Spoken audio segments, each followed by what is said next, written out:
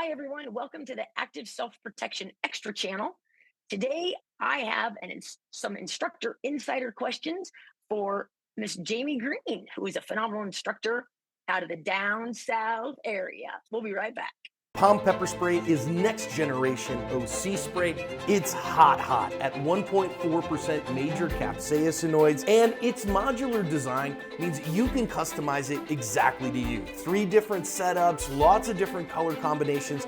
You can make it exactly as you like. And the flip top safety prevents accidental discharges. It's 10 to 12 foot range and 25 half-second blasts.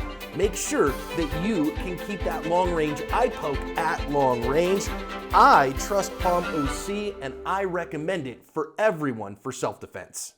Welcome back. Well, let's get into our questions with Miss Jamie. So, Miss Jamie, tell us a little bit about where you are and what you do.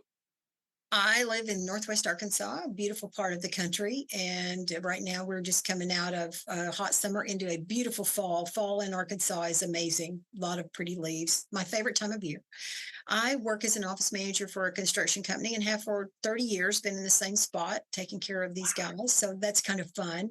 But I also do some other side hustles with firearms being one of them and love doing that. So have trained with the Boy Scouts for about 30 years and decided that because I love guns and I love to teach, it's kind of a passion, it sort of all came together.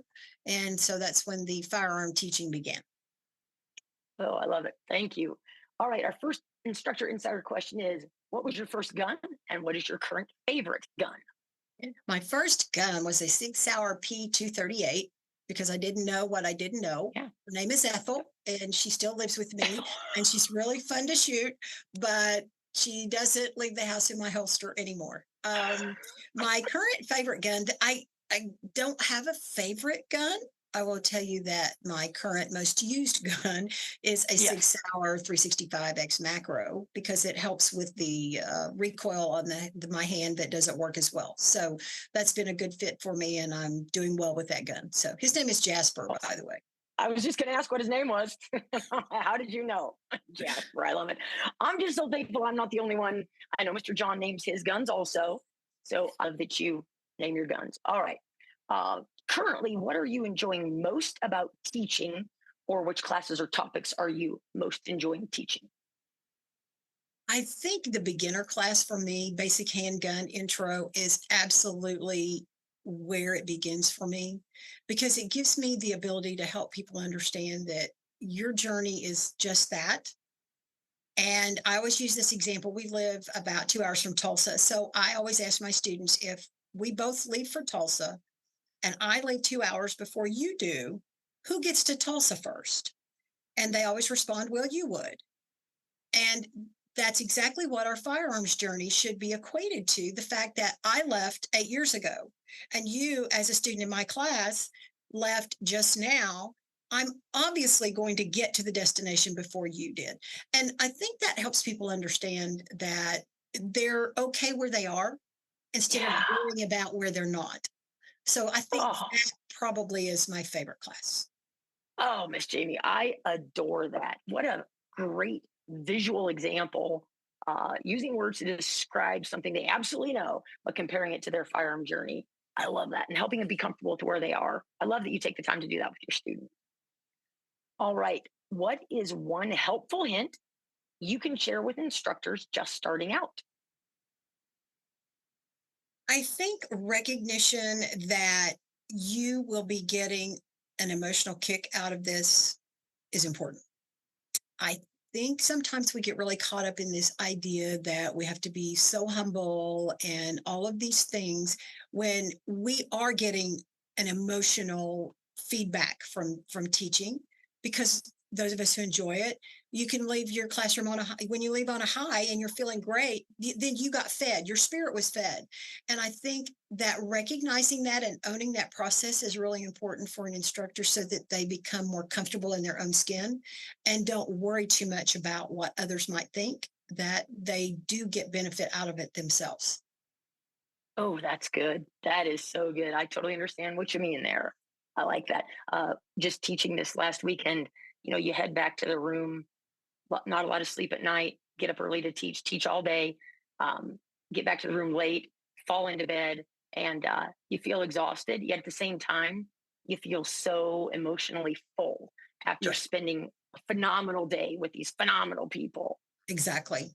And Good. watching their victories, it's Yeah. yours too. You get to share that, and I think that probably fills your spirit better than anything. It just and it doesn't go away the minute you leave the range. That carries with you for weeks and months after that experience. So I think that if an instructor will recognize that and own that process, it will help them be comfortable.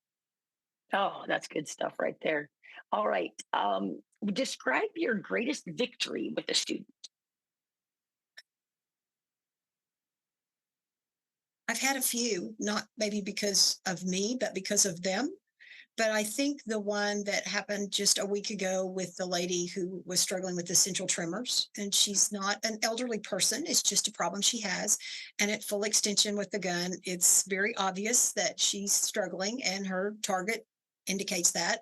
And while digging through a chat room, I saw a suggestion that potentially don't go to full extension, bring your arms back closer to your chest, which for someone who was watching that they would think this person can't handle this, and she was using a 22 that night, so it was not difficult to try the experiment.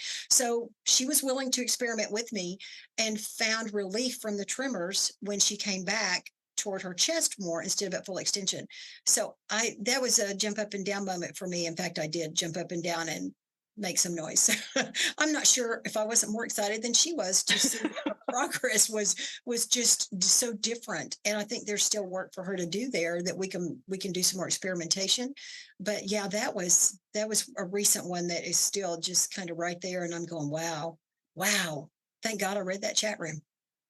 Well, and that she'll want to come back. That's the thing that's awesome Yeah. because she had such a positive experience. She's willing to, dig in some more and keep Right. working at it. So that's Yeah. awesome. And feels hope.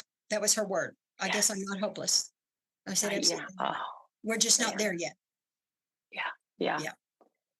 All right. What's the best piece of firearm or protection related advice you've received? Oh, that one's tough. I think, and maybe it's not as much firearm related as it is self protection related, is get that pepper spray in your pocket and carry it every single day. Because I carried a gun for probably 5 years easy without any pepper spray because I was all that. I had my license, I had my gun, I've got training. And then one day it clicked and I went, oh, 85 out of 100 times, here's the answer. And yeah, I think for my general well-being and my future, that was probably the best advice I've ever gotten and listened to. You have to listen to it as well. And boy, yeah, I never leave the house with that pepper spray in my pocket ever. So Oh, I love that. Love that. My first expert witness case I was paid for. Um, it's tragic because I strongly suspect, although I wasn't there in the moment, but based on the discovery I've read and mhm, interviews I've had, I strongly suspect that the individual would not have gone through what they've gone through had they also had OC on them yeah, that they could have deployed first.